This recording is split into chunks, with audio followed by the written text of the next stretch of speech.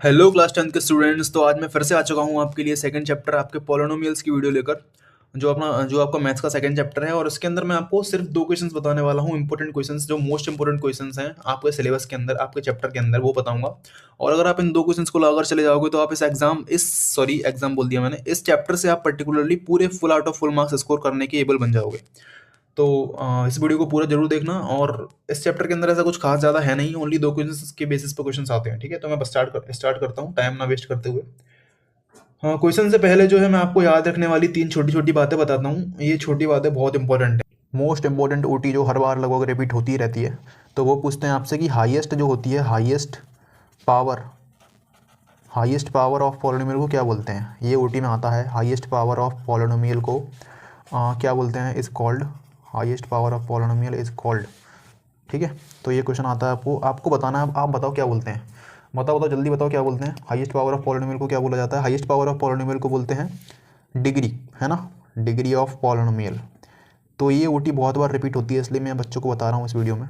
दूसरी चीज़ जो है, दूसरी वाली ओटी है, वो है कि ऐसे पूछ लेता है क्वेश्चन में कि क्वाड्रेटिक इक्वेशन की क्वाड्रेटिक पॉलिनोमियल की डिग्री बताओ, है ना, डिग्री बताओ, या फिर इसका कितने जीरोज हो सकते हैं, जीरोज बताओ, जीरोज कितने जीरोज पॉसिबल हैं। तो क्वाड्रेटिक पॉलिनोमियल की डिग्री कितनी होती है। क्वाड्रेटिक ऐसे वाले पॉलिनोमियल होते हैं 4x² + 2x + 3 इक्वल्स टू 0। मतलब इनके हाईएस्ट पावर कितनी होती है, 2 होती है। और हाईएस्ट पावर को ही अपन डिग्री बोलते हैं।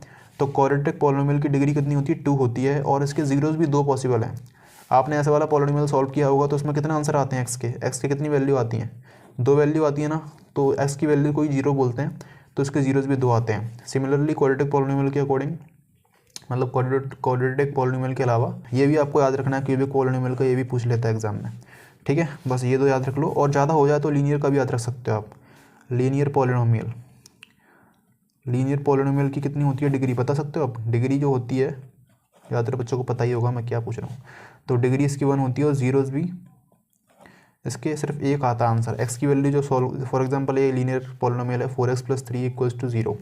तो इसमें एक्स के कितने आंसर आएंगे, एक्स की वैल्यू -3/4 आएगी। ओनली एक ही आंसर आ सकता है। ठीक है, तो सॉरी वो नीचे हो गया था। तो बस ये दो चीज़ें बताई मैंने आपको, ये पहली चीज़ बता दी, ये दूसरी चीज़ बता दी। अब एक चीज़ और है जिससे क्वेश्चन बन सकता है एग्ज़ाम के अंदर, और वो है कि ऐसा, मतलब आपको ग्राफ दे देते हैं, मतलब एग्ज़ाम में ऐसा ग्राफ आ जाता है ओटी वगैरह में। ऐसा मान लो मैंने रैंडमली ग्राफ ड्रॉ कर दिया ऐसा। अब क्या कोई बता सकता है इस ग्राफ के अकॉर्डिंग कि जीरोज़ कितने होंगे, जिस पॉलिनोमियल का ये ग्राफ है उस पॉलिनोमियल के कितने जीरोज़ होंगे। तो इसका एक ट्रिक होती है, इसका आपको पता ही होगा। जैसे कि जो ये होती है एक्स एक्सिस अपनी, ठीक है, एक्स एक्सिस, और ये होती है वाई एक्सिस। तो जितने पॉइंट्स पर एक्स एक्सिस पर ग्राफ इंटरसेक्ट करता है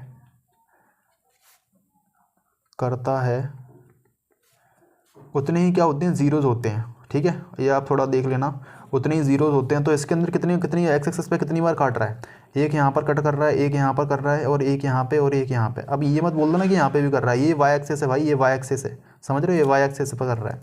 तो एक्स एक्सिस पे 4 पॉइंट पर कर रहा है, 1 2 3 4। तो इसके 4 जीरोज़ होंगे। ठीक है, 4 जीरोज़ होंगे। मतलब मैंने रैंडमली ग्राफ ले लिया, ऐसा कोई भी ग्राफ आ सकता है। तो आपको बस ये देखना है कि एक्स एक्सिस के ऊपर कितने पॉइंट पर कट कर रहा है वो, उसके अकॉर्डिंग उसके जीरोज़ होते हैं। तो बस वही है। ये तीन जो है छोटी छोटी चीज़ें थी जो ओटी में पूछ लेता है इस चैप्टर से। तो ये कंप्लीट हो गया यहाँ पे। अब आते हैं मेन क्वेश्चंस पे। जो मेन क्वेश्चंस मैं आपसे बोल रहा था कि दो क्वेश्चंस आते हैं वो इंपॉर्टेंट है। तो इस दो क्वेश्चंस में से पहला वाला क्वेश्चन ये वाला होने वाला है। इसमें पूछ रहा है कि find the zeros of the quadratic polynomial. ये वाला क्वाड्रेटिक पॉलिनोमियल दे रखा है आपको, इसके जीरोज निकालने हैं आपको। सिमिलर टाइप के क्वेश्चन आपको एग्जाम में जरूर देखने को मिलेगा, आप गारंटी ले सकते हो इस बात की। तो इसको अपन सॉल्व कैसे करेंगे, इसका सॉल्यूशन मैं आपको अभी करके बताने वाला हूँ। ठीक है, लिख के नहीं लाया हूँ पहले से, क्योंकि बच्चे समझ नहीं पाते हैं फिर। ठीक है, सबसे पहले अपन लिखेंगे इसमें गिवन क्या दे रखा है, px = 3x² - x - 4। ठीक है, अपन को ये गिवन दे रखा है, पॉलिनोमियल दे रखा है अपन को x के टर्म्स में, 3x² - x - 4। अब अपन क्या करेंगे, फॉर फाइंडिंग जीरोज। जितनी ज़्यादा आप लैंग्वेज लेके आओगे ना एग्जाम में, उतनी ज़्यादा मार्क्स मिलने के चांसेस होते हैं। इसलिए मैं हमेशा कहता हूँ कि लैंग्वेज पूरी लिखा कीजिए हमेशा। तो इसके मैंने ये लैंग्वेज में लिख दिया। अब क्या करेंगे अपन, इसको px = 0, पॉलिनोमियल को हमेशा 0 के इक्वल पुट करते हैं। तो यहाँ से क्या आ जाएगा, 3x² - x - 4 = 0। तो इसको सॉल्व करेंगे तो आ जाएगा 3x² माइनस का 4x प्लस का 3x माइनस 4 इक्वल्स टू 0। ये कैसे किया कि ये किया अपन ने मिडिल टर्म स्प्लिट मेथड से। किससे किया? Middle term splitting. लैंग्वेज आप पूरी लिखिए अगर हो पॉसिबल हो तो, ठीक है। अब बच्चों को इसमें भी कन्फ्यूज होता है कि ये कैसे करा, ये कैसे लिख दिया x से। तो इसके लिए ना एक वो होता है कि जैसे कि मान लो अपन को ऐसा नंबर लेना होता है कि जो बीच वाला नंबर है इसका कोफिशिएंट क्या होगा? 1 होगा ना। 1x लिखा है, माइनस का 1x, तो प्लस माइनस करने पे माइनस का 1 आना चाहिए और मल्टीप्लाई करने पे 3 4 12। तो मल्टीप्लाई करने पे इसका मतलब मल्टीप्लिकेशन करेंगे ना अपन 3 का 4 में, तो माइनस का 12 आएगा, तो मल्टीप्लाई करने पे 12 आना चाहिए। तो मैंने दोनों नंबर लिए हैं, माइनस का 4 और 3x। तो माइनस का 4 का मल्टीप्लाई अगर मैं 3 में करूँगा तो माइनस का 12 आएगा, सही है ना। और माइनस 4 प्लस 3 करूँगा तो क्या आएगा? माइनस का 1 बचेगा, तो माइनस का 1। तो ऐसे नंबर लेने हैं जो इस क्राइटेरिया को फुलफिल करें। आप जानते होंगे, फिर भी मैंने बता दिया, रिपीट कर दिया, ठीक है। अब आगे सॉल्व करेंगे। 3 इसमें से क्या कॉमन आएगा? इन दोनों में से कॉमन क्या आएगा और इन दोनों में से क्या कॉमन आएगा? इसमें से x कॉमन आ जाएगा, तो 3x minus 4 plus 1 3x minus 4। कुछ भी कॉमन नहीं आता तो 1 कॉमन ले लेते हैं, क्योंकि मल्टीप्लाई करने पे वही सेम वैल्यू आ जाएगी, इक्वल्स टू 0। अब आगे करेंगे, x प्लस 1 बराबर 0 एंड 3x माइनस 4 बराबर 0।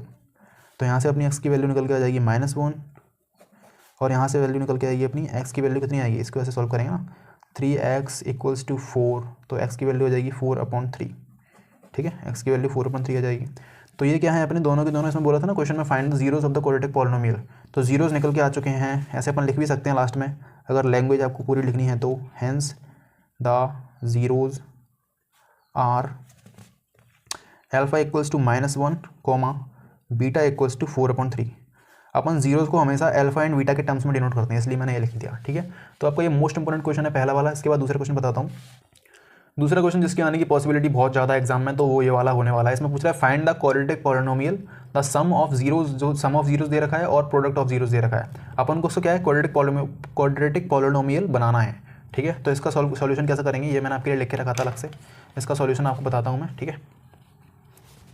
सॉल्यूशन, कोई भी क्वेश्चन हो आपको सबसे पहले लिखना होता है गिवन। तो गिवन लिखो सबसे पहले। गिवन क्या रखा है अपन को, देखे क्या रखा है क्वेश्चन के अंदर। तो गिवन में है आपका, अपन जानते हैं कि जीरोस होते हैं उनको अपन अल्फा और बीटा से नोट करते हैं, अल्फा और बीटा से, है ना।